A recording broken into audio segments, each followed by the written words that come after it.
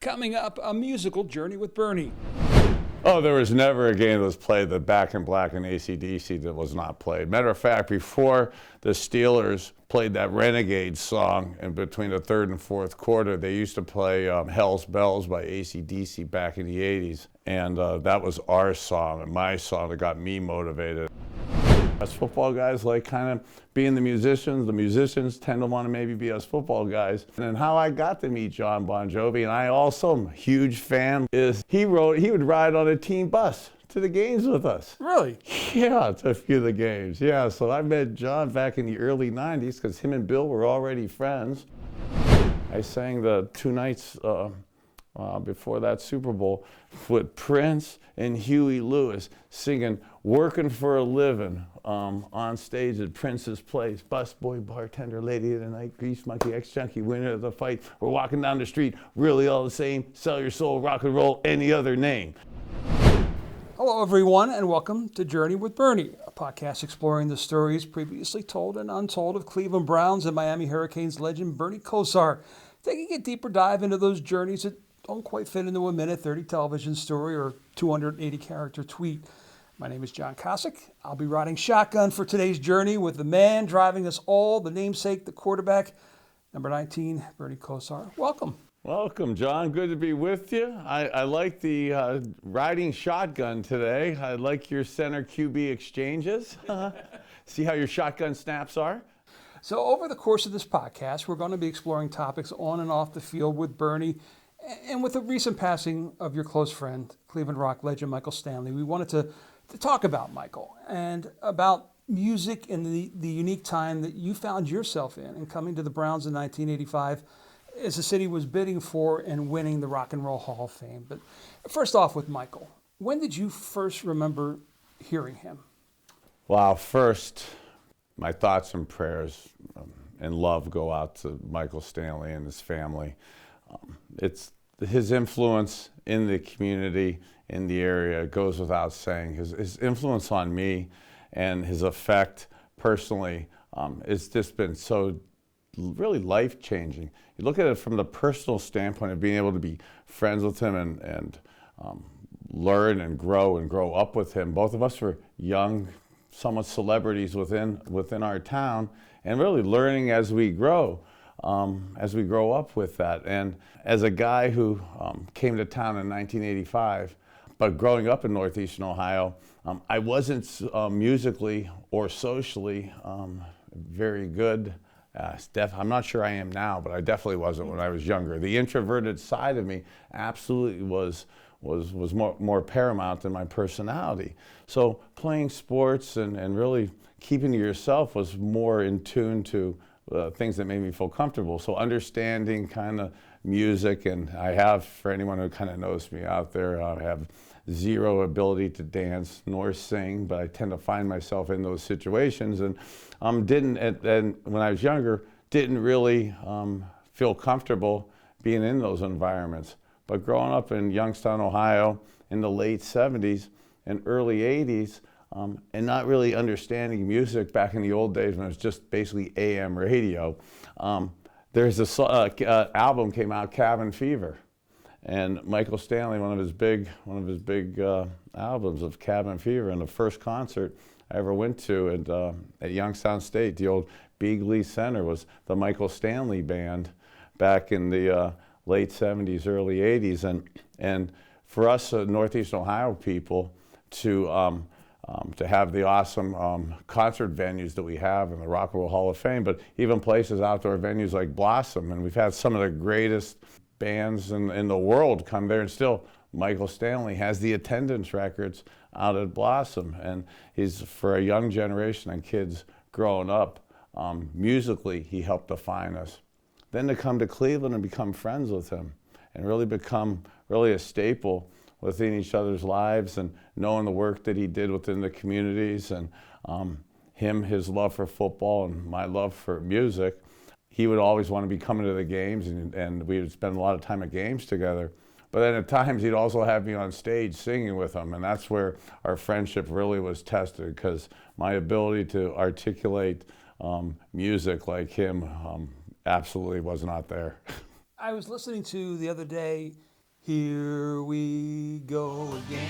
It's the Cleveland Browns and it's 1st and 10. That was a minor Cleveland Browns song compared to Bernie Bernie. And even when we talked to Travis and Jason Kelsey's father in January, he was even bringing up the fact that, hey, John, I got to tell you about it. Back in the day, Bernie Bernie. And what was that like for you? Yeah, well, talking to Mr. Kelsey and seeing Jason and Travis, but two Super Bowl winning, awesome guys from Cleveland, Ohio, as grown men right now, successful, awesome men in our country, and see them as little boys in those little 19 outfits for, I thought was just for Halloween decoration. And Mr. Kelsey said that Mrs. Kelsey is such an awesome mother that that's just a daily outfit for the Kelseys, and that may be the key to success there. So I love Mrs. Kelsey on that. But now as an older man, I absolutely am honored and blessed and thankful for how that song turned out, and for the legs that it has, for the life that it's really had off of that. And I'm embarrassed to say this, I think, but and I'm not saying this to be cool or whatever, obsessive football guy, but I was so into winning. I'm so obsessed with it.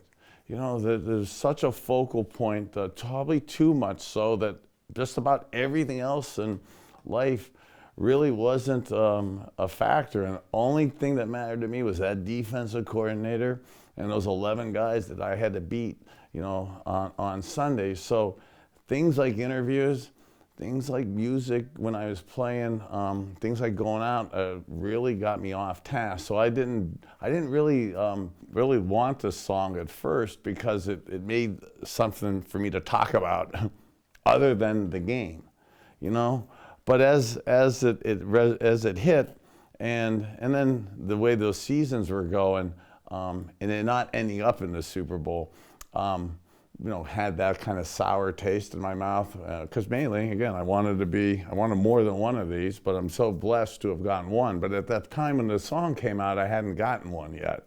And it's amazing that, not that this thing makes a difference in your life in terms of who you really are, but at that stage of my life, that was so committed to getting winning football games for the Browns, that was so obsessive to me that until I'd come to grips with that, it was tough for me to really enjoy. But man, now when you start having kids and you're driving around, and I'm really going to show my age now, and had the old 8-track cassette players, and you put the old tape in, and your kids say that that's their favorite song, and that's what they want to listen to. Your opinion quickly changes, and as you get older, I'm really humbled and honored by it. No one from Cleveland can ever listen to Louie Louie and think, no, that's not the lyrics. We got it. We got to go with that Bernie Bernie song, huh? You grew up in the era of recording music on cassettes off of the radio. Who did you listen to? Anybody in particular when you were in high school? I'd like to be able to tell you that I was an extrovert and multi-talented in terms of the personality and stuff, but really the introvertedness, almost the shyness, and the inability to not have any rhythm and motion really inhibited my dancing and singing stuff. So I focused so much on football because that's what I felt comfortable with, and I really didn't have any real knowledge of music. I was more school and football oriented, and as I started growing up and getting into the football side of it and realizing and going to Miami and realizing there's more to life than just playing football and leading, and how you had to maybe incorporate yourself into understanding what your other teammates are doing and what life is around you.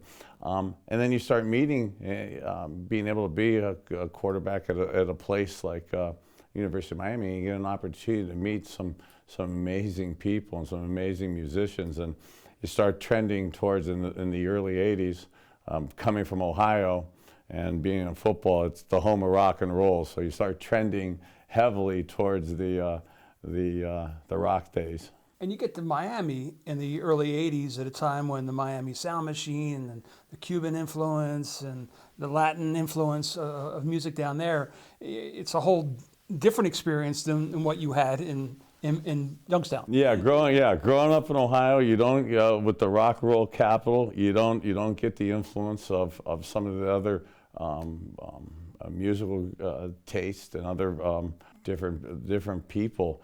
And that was actually really refreshing and enlightening to me to help grow and experience different types of people, different types of music, different types of cultures, to really help broaden your horizons. And I really love that perspective of learning other things. But at the end of the day, your core DNA and your core personality really resonates too with how I think you were raised and where you were raised. And where we were raised is the home of rock and roll, so that tends to be a real still staple within my mind and my personality.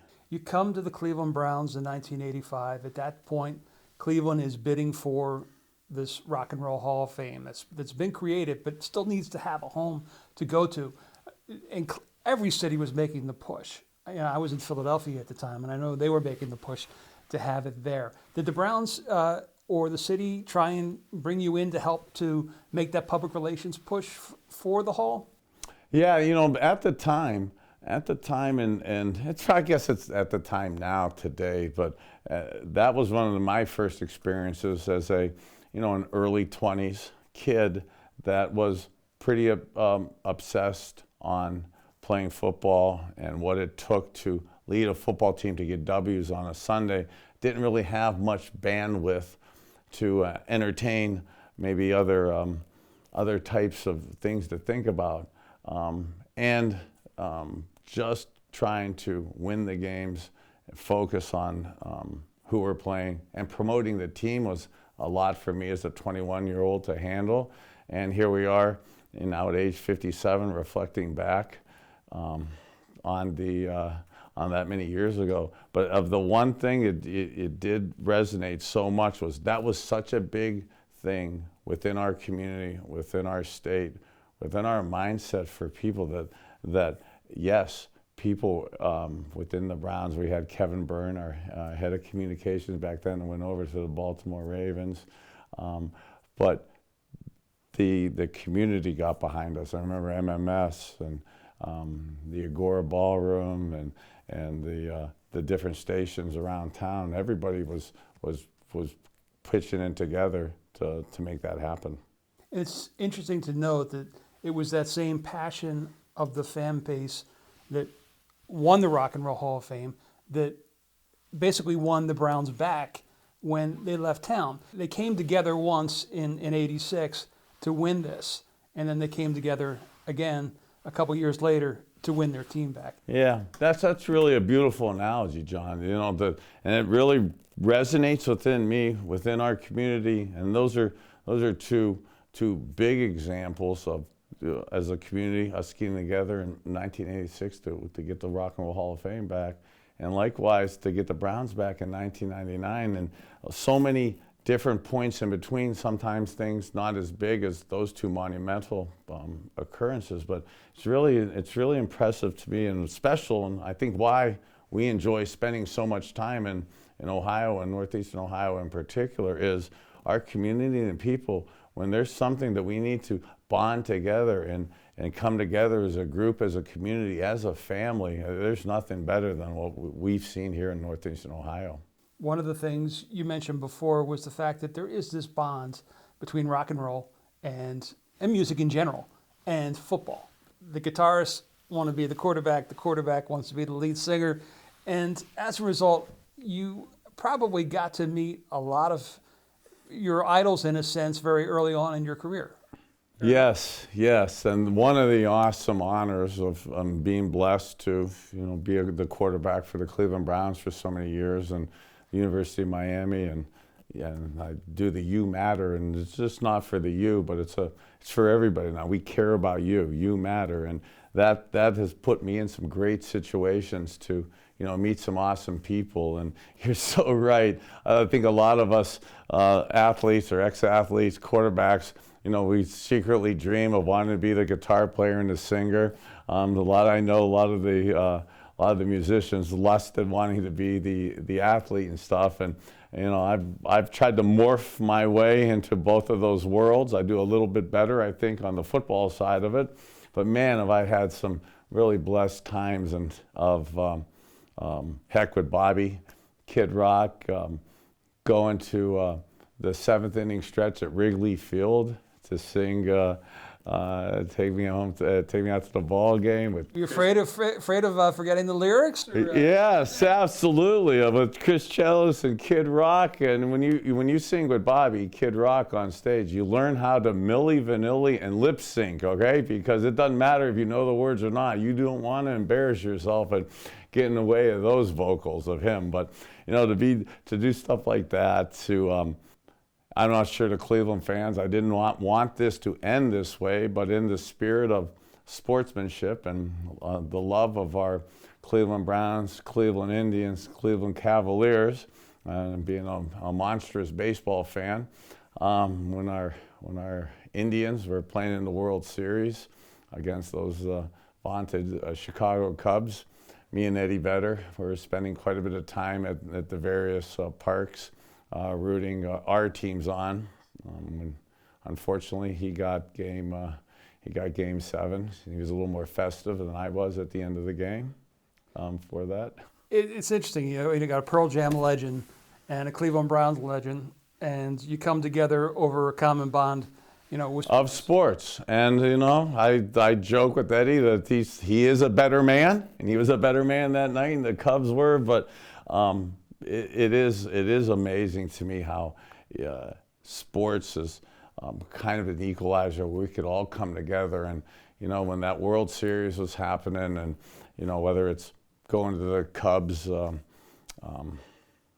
Cubs Indians World Series with Eddie Vedder and Pearl Jam, or going to the Cavaliers Pistons game with Kid Rock, and watching games with them, it really kind of puts things in perspective of really how blessed we are to be in these situations. And even though both of us are going pretty strongly for the other teams, I think for 2020 and the pandemic that happened and what we've seen happen in our country in 2021, and really it's a beautiful thing for me to see that we love our sports teams, and we maybe disagree to have the other teams, but boy, to be able to show now that you could like another team, maybe we could have a disagreement, but at the end of the day, we could all still get along. And sports now is, if there's ever a time where probably we need healing individually and in our country, it's probably now. And sports and music is, I think, a perfect vehicle and an influence and lesson to show us how we could all get along. You were talking about Kid Rock. You referred to him as Bobby earlier. What do you call him when you're talking to him? Bobby. Yeah, it's his name, Bobby. Yeah. So yeah, it's really fun to get to know guys as Bobby. There's a lot of people have to put on that kind of PR persona, that entertainment persona. When you get the blessing to get to know them as people, get the all the. I feel like I'm dropping names now, but drop away. I'm thinking of the Super Bowl. One of the classics. I gotta say, in this. See if some of my football friends get mad at me, but the Super Bowl. To be on stage and to be down at the Super Bowl and be with Bobby, Kid Rock on stage, Vanilla Ice, and Charlie Daniels on stage with Ozzie Newsome and Dan Marino and Hanford Dixon and that crew was pretty fun to have those guys singing at Super Bowls and stuff. And you get to be in those environments. I mean, heck, I've had the I'm so proud to have had over the years, the Burning Coast, our charity event up here in the Tanglewood Country Club. We raised so much money for the community and so much money for people, and to have great people like Darius Rucker and Hootie and the Blowfish, coming into town and playing here in Cleveland and playing out at my farm, or Edwin McCain coming out and playing.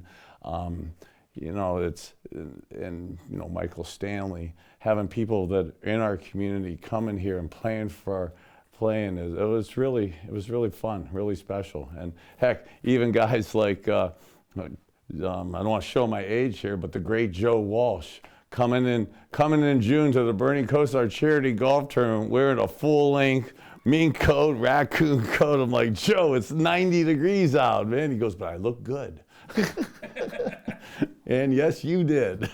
When you had a Darius Rucker come in for an event like that, or Kid Rock, and a lot of times they stayed out with you at the farm, did they pull out the guitar at all and just kind of jam around the fire, or did you find yourself being that little kid wanting them to?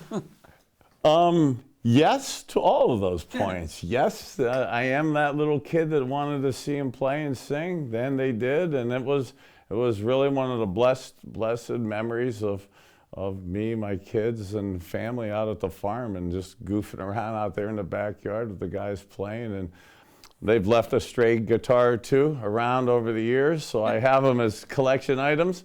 That's I remember one story with the Kid Rock guitar. Yeah, there's an autographed. My family doesn't sometimes like that story. It depends on what day it is, but I had a nice autographed Hootie and the Blowfish Kid Rock guitar, an acoustic one, and there was my daughters, who I love dearly, and as a dad, I'm very protecting of them. So sometimes they're males that would come in the house unannounced or inappropriately.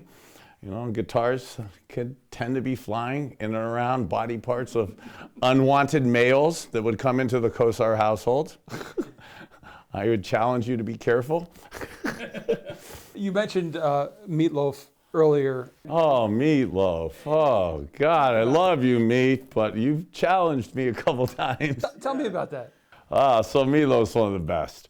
He was one of the great guys of coming into the tournament. He's so supportive, such a great guy, but careful if he invites you on stage with him. We had a Sunday afternoon game that was a little challenging from a physical standpoint, so I went to see Meat play a concert afterwards, and he thought it was cool. He called me on stage, and actually a chair like this, sit on stage like this, thinking I'm kind of cool, to be sitting up there on stage and watching my friends sing. And wouldn't you know, that jokester had somebody sneak behind me, and he tied the feet and hands, okay, to the chairs as you sat on stage.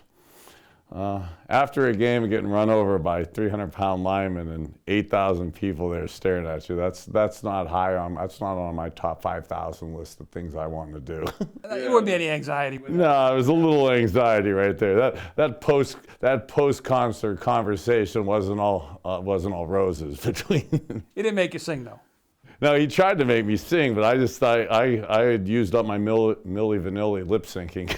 And you go from, talk about the generational span of Meatloaf, someone who, massive hits as you were growing up, and then, you have somebody like a Machine Gun Kelly, who you got to know. It's awesome, man. As we age out now and you're having kids, like Machine Gun Kelly being here from Cleveland, and, watching what he's doing, and, watching, again, mentioned in Detroit, and, me and Bobby and Kid Rock, we have a good relationship. He likes some teams that I don't like. I like some teams that he don't like, but yet we get along at another age group.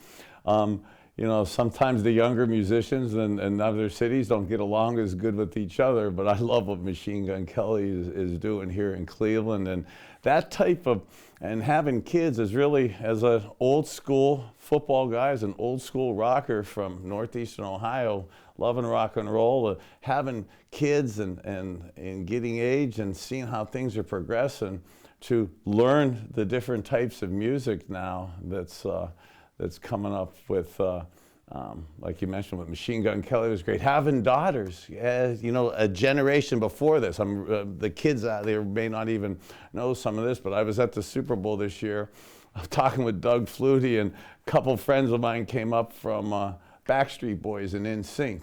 So having daughters, you know, 10 years ago, I had to go from the other side of the musical taste, from the rock and roll to the kind of the dance side of it. So you get to learn both sides of it, and even though maybe one side of music I'm not as versed in, I really respect and enjoy the people that are the artists that have really mastered their crafts.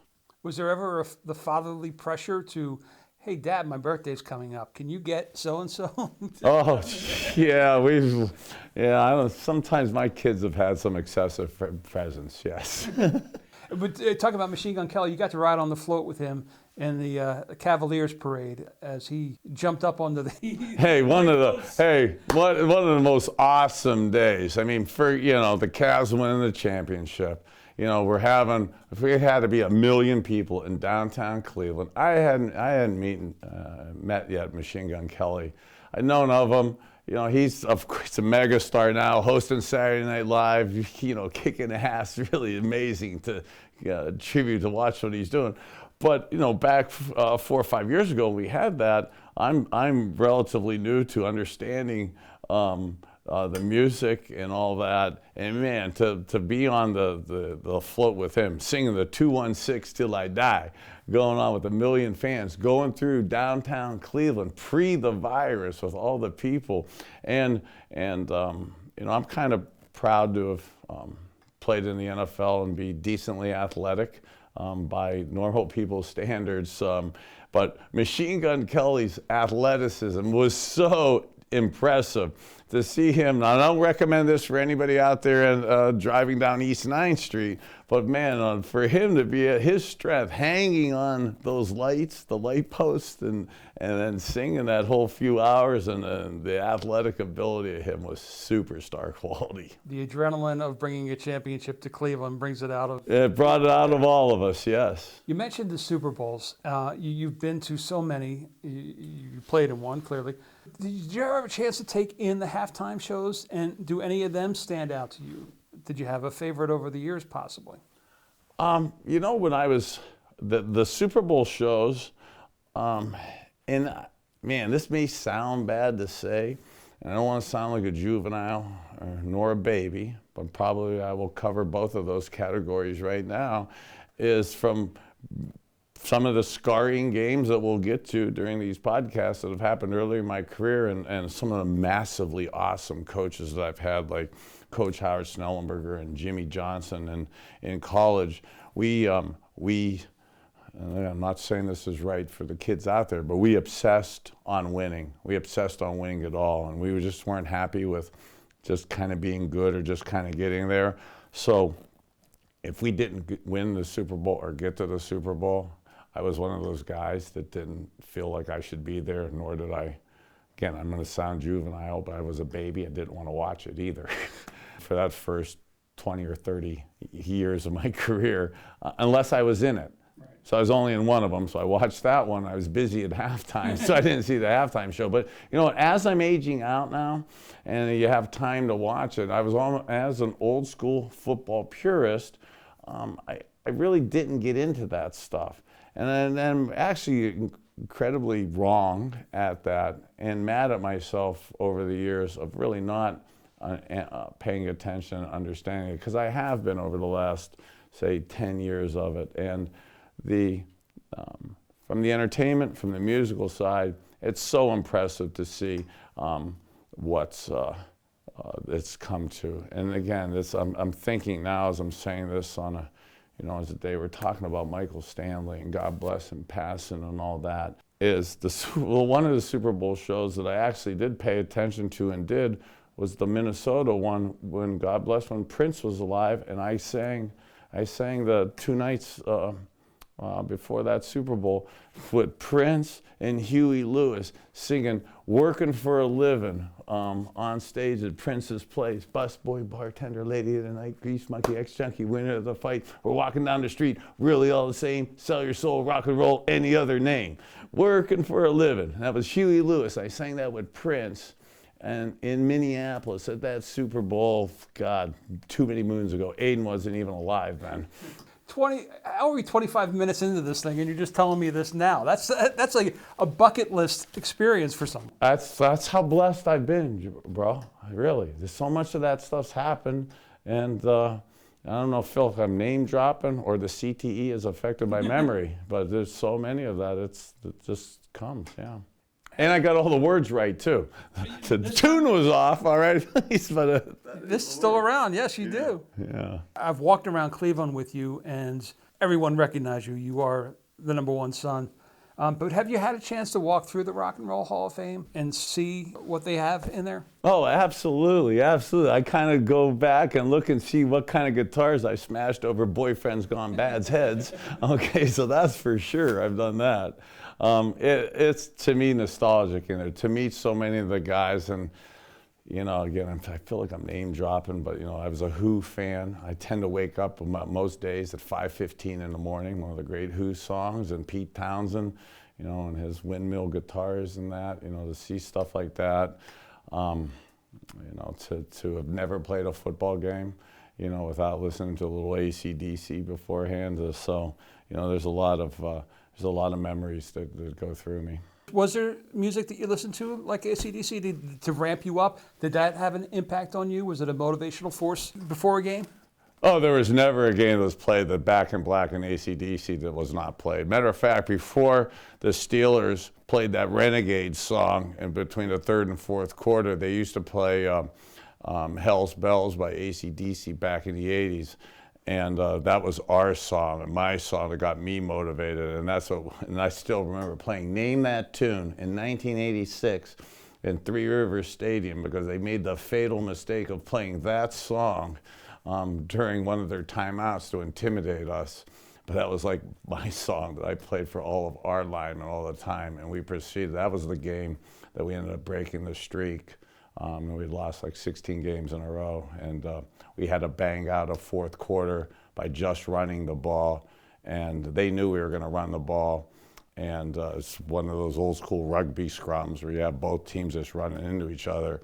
And during the timeout, they started playing Hell's Bells by AC/DC. And I was a little grumpy at the other 10 guys in my huddle, because not one of them knew the name of the song, which is actually sacrilegious for a team that I'm the quarterback for to not know that. So I had a little mouth. My mouth was running over, and our motivation got us those couple first downs and the W. Bill Belichick, I know, was a big John Bon Jovi fan, and I know with the Patriots, he blasts the music in the practices. Was he into them when he was with the Browns, or? Hell yeah, he was into that. Now you're saying we're 25 minutes into this interview, and I'm just remembering this now. Now we're 30 minutes into this interview, and I'm just thinking of this. And I don't even know if I should say it. I'm not saying this to resurrect stuff, okay? Because we're obsessive. Pre-game, John, you in particular know how obsessive ADD I am before 24, 48 hours before a game. There is a routine, there is a preparation, there is a way that I believe you need to do things to get ready for games and to get the most out of you. And Bill Belichick, who's my coach, and yeah, we had our things together. I'm sure we'll get to that in these podcasts too. But me and him love to get prepared for games about the same way. Really into it. There's no distractions. There's nothing but ball. There's nothing about the game, nothing about the team you're playing. And I love that about me, and I love that about Bill early in our career. And Bill, you know, with all his Super Bowls and all the success he's had, you can see he still has that focus. But us football guys, like we had said earlier, us football guys like kind of being the musicians. The musicians tend to want to maybe be us football guys. the one little flaw that Bill maybe had then, and how I got to meet John Bon Jovi, and I also am a huge fan, love him, okay, is he would ride on a team bus to the games with us. Really? Yeah, to a few of the games. Yeah, so I met John back in the early 90s because him and Bill were already friends, and we were rocking to Bon Jovi before everybody knew how awesome he was. And I met him at 10:30 when on team bus number 1, heading over to the stadium on pre-games because he'd go to a few games with us. Wow. Yeah, and then I ended up on stage with the NFL and the NFL Quarterback Club, and John being a big fan. And as we age, I did a really cool thing in New York City, where he sang with the NFL right in the streets downtown, and I'm on stage singing with them down there. So yeah, that's funny how they all kind of mesh together like that. Is there any concert, any person who you never got to see, who you wish you had the opportunity to, either living or past? Off the top of my head, as I'm thinking, I'm sure there is. I've been so blessed to be with so many of them, so many of the guys that I enjoyed the being with them. I'm glad now that I kind of wish back or think back of, like you asked me about Bobby, Kid Rock. What do you call him? Well, Bobby, I don't call him Kid Rock. I wish earlier I could have, like I think Dave said it to me too, is talking like we were people and friends as opposed to looking at the celebrity side of it. It was really kind of cool to get into the more personal side of it, like we've gotten to. We're able to talk more as opposed to just kind of talking about from the top level side of it. It has to be pressure on them to be on, like it is for an athlete, yes, but more so for somebody like that. You talk about Joe Walsh showing up in the Mink, and that's part of that's being on. Yeah, and John, great point and great statement is that's actually kind of what we talk about a lot. You and me have talked about it a lot, even the other night, like talking about the pressure to be on. Yeah, there's the business side of, you need to be on if you're like the entertainers from the business side, the marketing side of it. But the pressure side of it and the kind of the anxiety side takes a toll. And how we all kind of deal with that is different. And some of us do better at it than others. I've had my peaks and valleys with it too, and like a lot of those guys have, and really coming to understand like that pressure of being on. It sounds like it's fun all the time to be in those environments, but yeah, you could see the pressure and sometimes the ramifications of never being able to relax. I did a half-hour special early in my career with Tony Bennett. And the first time I met Tony Bennett, he was riding down in an elevator by himself in a tuxedo going to do a show at the casino. No entourage, just a guy going to work. And I brought that up to him. And he said he learned early on in his career, go out and give it everything you got when you're on stage. But when you're off stage, be a person. Otherwise, it's just tiring to be on all the time. Yeah, you take this, that's a great advice and simplistically genius to not carry the stage with you 24/7, 365. One of the things we wanted to do before we closed it out, I didn't know you wanted, I was told you wanted to sing a song. So I'm going to... See, Milli Vanilli again. Do the kids even know what that is anymore? Exactly. I used to use the phrase, remember the phrase Eddie Haskell? Yeah, Eddie Haskell? Yeah. They can't even use it anymore. Who's that? Leave It to Beaver? Somewhere Jerry Mathers is smiling. When we start getting into black and white television references from the 1950s, it's probably a good note to wrap up on. So until the next journey with Bernie, for Bernie Kosar, I'm John Kosick. Stay safe.